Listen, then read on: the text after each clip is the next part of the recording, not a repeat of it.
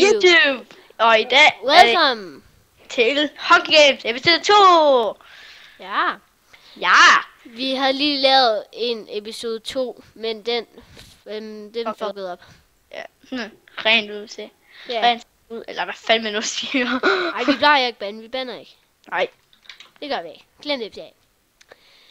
1, løb. God start. Indtil videre.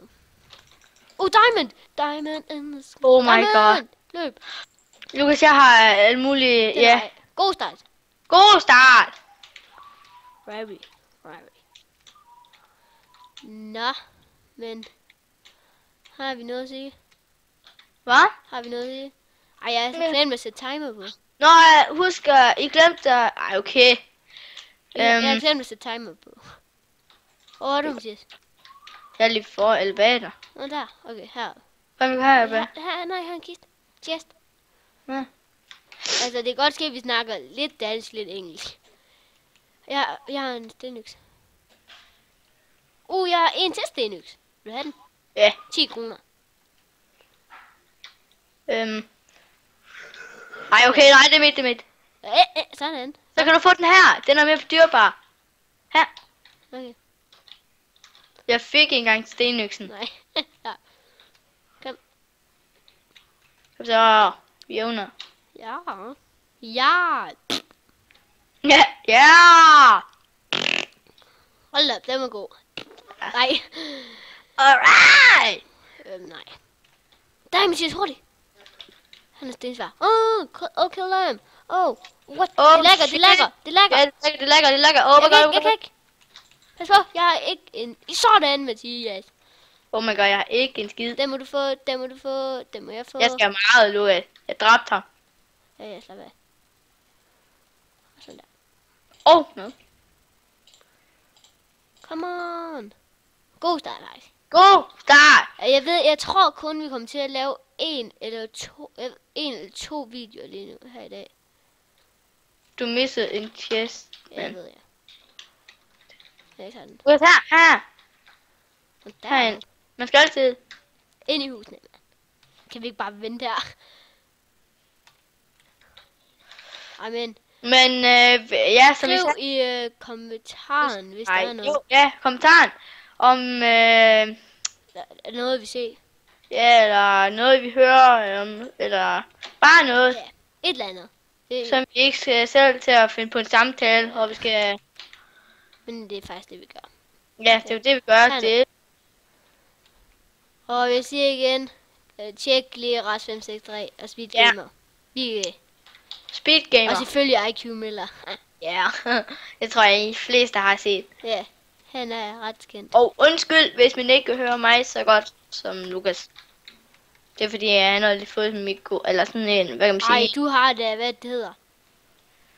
Jeg har i den Turtles et eller andet, og du har... Ja. Hvad Ja, det hedder? eller det der PewDiePie har, jeg kan ikke huske, hvad det hedder. Jeg i har hvert det på fald- tungen. Jeg kan ikke huske det. Jeg stod faktisk, jeg var ved at købe det i går, men Ja, det er det, så jeg. men ja. Ej, det er altså også godt. Ja, Jeg får en god stemme i det. Jeg ved ikke, om jeg lyder som en pige ligesom sidst. Jeg håber, jeg har fået i orden. hvor er du? Nå, der. Kom. Jeg går lige bag. Nu er det ædelsetid. Nam. Sådan, så løber vi igen. Svampe. Kan det ikke det, man kan spise? Jo. Nå, jeg vil sige suppe. Det er mega godt. Jeg håber ikke, I kan høre mit tastatur og mus. Det er godt, fordi jeg kan. Ja, det kan også godt være, I kan mit. Nej, jeg kan ikke høre dit nu. Jeg kan heller ikke så godt høre dit. Okay, så går den nok. Ja, så går det nok, ja. Ja. Og Team M styrer. Som vi sagde, så skal jeg godt nok have downloadet, eller på en dag, så skal jeg ned til Lukas, og så laver vi vores eget survival game. Ja. Eller så laver vi byggekonkurrence. Eller så... Lukas, der er en! Kom help me. Jeg døde. Undskyld. Oh my god. Han er, oh my god. Han hacker. What the heck? Jeg kunne ikke ramme ham. Hvorfor spawner vi her? Det var faktisk ikke. Ej, skal vi ikke tage den server? Okay, vi tager den Hunger Gamesen. Skal vi ikke tage den der Hunger, jeg kalder Hunger? Ja. Den er fed. Skal vi ikke tage et... nej, vi tager Hunger Games. Det er stadig Hunger Games episode 2. Hvad er svært? Vi tager svært 5. 5 det er et dårligt tal, det ved jeg godt. 7 er et klassetal. 3 er det bedste. Ja, okay. Men vi tager 4 til 2. Nej, 3 til 2. Tror du der? Det er godt, at I ikke forstår en skid af, hvad jeg mener med Hunger-serveren og 4 til 2. Det er bare noget, vi kalder det. Fordi vi ikke rigtig har fundet på endnu.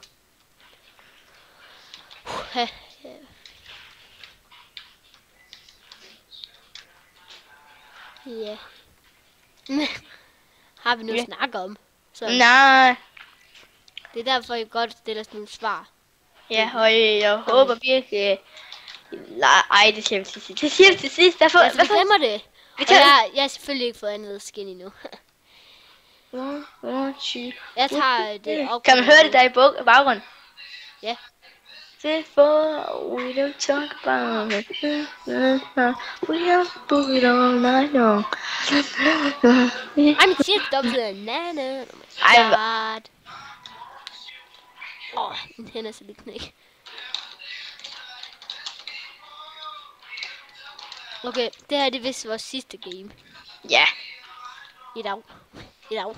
Det siger min morfar. Oh shit. Hvor Mathias, du står i vejen? Oh my god, jeg har mega mange ting. Kommer du? Jeg har meget. Jeg har rigtig meget. Den er mig. Nej, den er vej. Nå, okay. Der plejer at være et stone sword. Her, Lukas. Lukas, jeg har noget til dig. Wow. Her. Boots.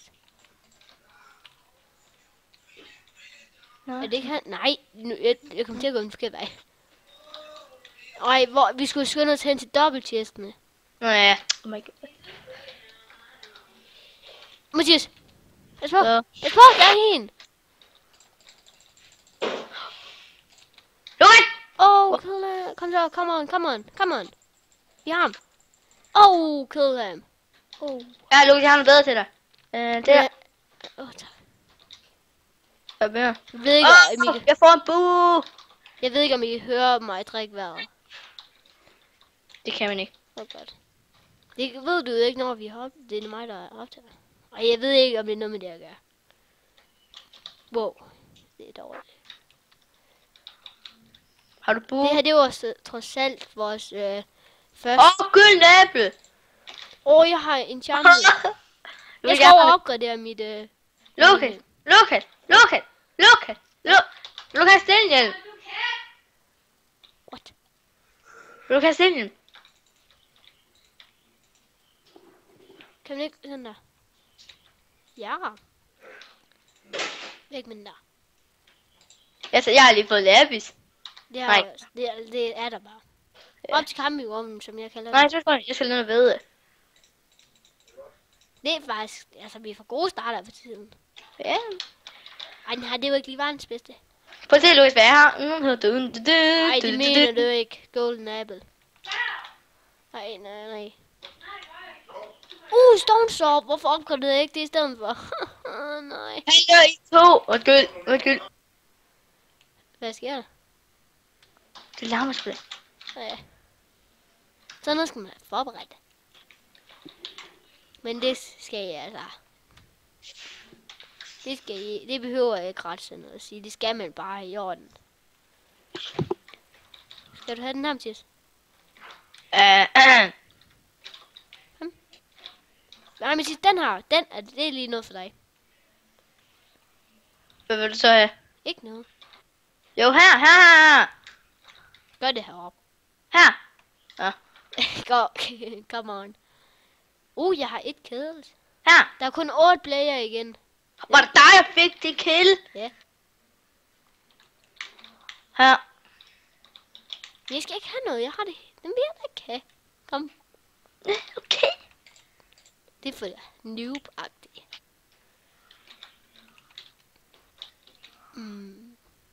Og jeg har et spørgsmål til dem, der ser med. Hvis I spiller Hunger Games, vil I helst have mega godt, altså gode våben. Lukas, du mister lige en chest. Gode våben men virkelig dårlig armor, eller vil I have mega godt armor og dårlig våben? Det må Det- jeg godt svare på. Ja, det skal I skrive på beskrivelsen, eller i kommentaren. Tak. Okay, Mathias, den er til dig. Igen. Nej, jeg vil have den. Giv mig den.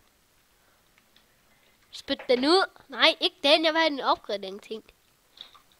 Nå. XP. Jeg prøver lige at se, om der er en oppe på toppen her. Næsten et lille to. Ej, okay, jeg mangler lidt. Selvfølgelig skal du også op, mand. Nej, jeg er det på vej hernede. Jeg skal bruge det til... En chest. 2 chest. Sådan, mand. Hvor lang tid har vi optaget? Prøv at give et gæt, Mathias. Level 2. Nej, 1. Undskyld. Ned og en giant. Seriøst. Øj, Mathias, nu dør. Nej, hørt. Hvor er du? Jeg var inde til spawn. Seriøst, hvor er du? Jeg er på vej ind til spawn. Så prøv at følger du på kompasset? Nej, jeg kan bare se det. Ej, vi mødes næsten nede ved det. Jeg kan se dig. Kom ned. Ja. Mathias, pas på, der kommer en. Jeg skal hurtigt gøre Skub ham ned, skub ham ned. Mathias, skub ham ned. Nå, der er ham, jeg troede dig. Sådan, Mathias. Hvor er han? Han er opgraderet jernsvarm. Jeg kan få ham! Jeg kan få ham! Sådan. Opgraderet jernsvær! Lukas, du må gerne få den her. Mathias. Lukas, jeg har sindssygt meget til dig, Lukas. Lukas, jeg har alt for meget til dig nu. Jernboots har jeg. Sådan, mand. Og mad. Mand. Mand. Her er der jernboots for dem der. Ja. Mad har jeg endda.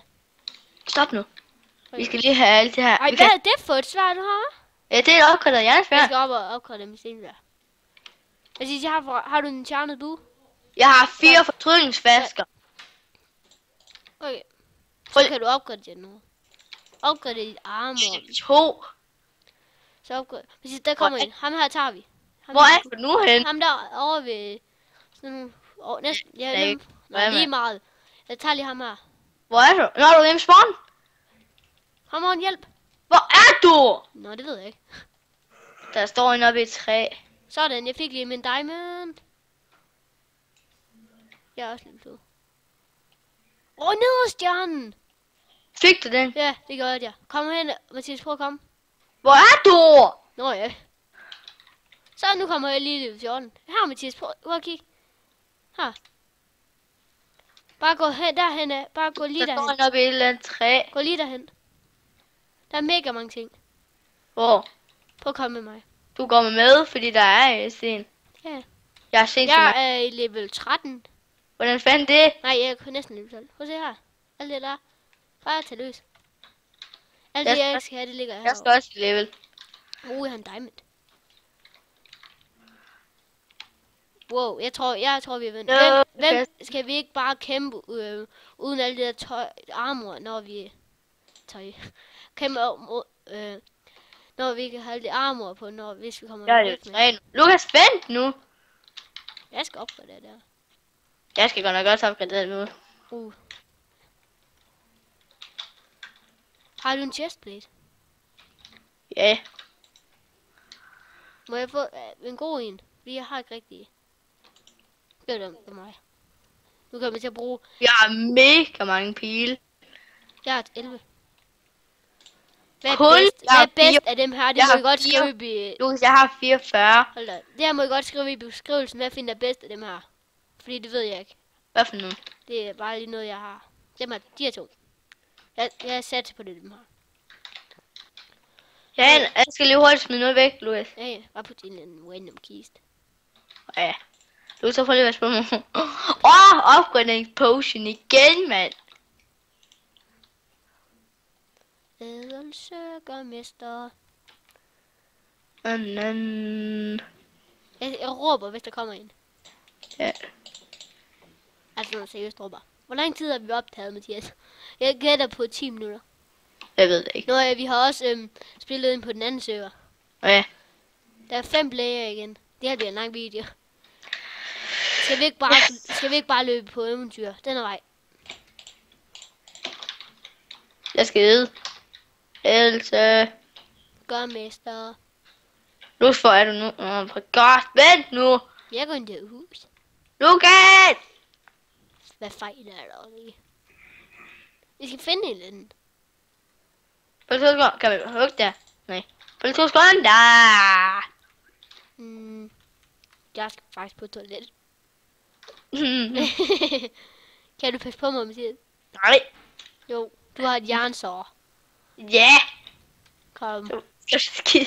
Nej, jeg skal bare tisse det. Ej, okay. Oh Jeg kan godt lige holde mig. Hvor er alle henne? Okay. Okay, over i skibet, der kan være, der gemmer sådan nogen. Der er Hvor er stadig 5. 2 sekunder. Vent nu, mand. Hvor er du? Nu er der 4. Nu skal vi snart deathmatch. Mathias, vi mangler bare 1, så skal vi deathmatch. Ja. Yeah. Vi mødes Og i så- spawn. Og så nakker vi ham der. Ja, vi mødes i spawn ved den. Jeg ved godt, jeg har lige været bag dig. Nå. Mangler du mad? Nej, slet ikke. Det gør jeg virkelig heller ikke. Nej, men jeg hader nogle gange, altså, det er dejligt nok, men nogle gange er det irriterende, der er så store verdener. Den er faktisk ikke særlig. Men sidst der er 3, sådan. Altså, vi har slet ikke gjort noget, hvis du bare er stille. Jeg har trappet 2, hvor mange du har Oh trappet. my god, man. Vi ved det så stort. Har du Ej, trappet nogen, okay. Mathias? Nej. Jo. Så vi har trappet 3 i alt. Yeah. Og så... Skal vi bare stå lige hurtigt på box spawn. Kig kister og alt muligt. vi spiser lige vores sidste food. Skal jeg ved, jeg tager et golden, når det er, Ja, at når vi jeg skal jo hurtigt nå at opgradere noget. spiser, når der er 5 sekunder tilbage. Jeg opgraderer fandme min golden apple. Det har Det er det. Det skal du skynde dig. Det kan jeg ikke. Jeg kan det ikke. Jo. Held og lykke, Luca. Okay, bare stå og pege på ham med det her. Nej, men Hvad for noget? sådan der. Jeg peger på dem, du kan grine. Wow! Vi er ikke i gang. Nu er vi. Nej, først og 5.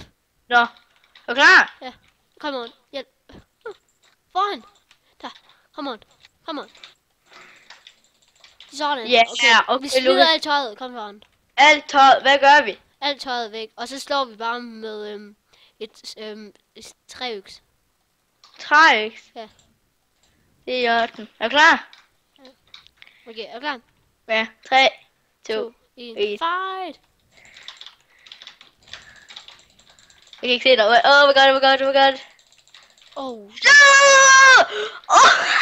Nå, men det var da en god omgang. Det er anden Tak plads for til, det. anden plads til mig. Og Please med og husk at like, hvis I kunne lide den, og subscribe. subscribe og Like, skriv, hvis I kunne lide så vi synes, hvem der, om jeg havde fortjent den her sejr. Og Ja. vi ses. Ha' en god dag. Hej.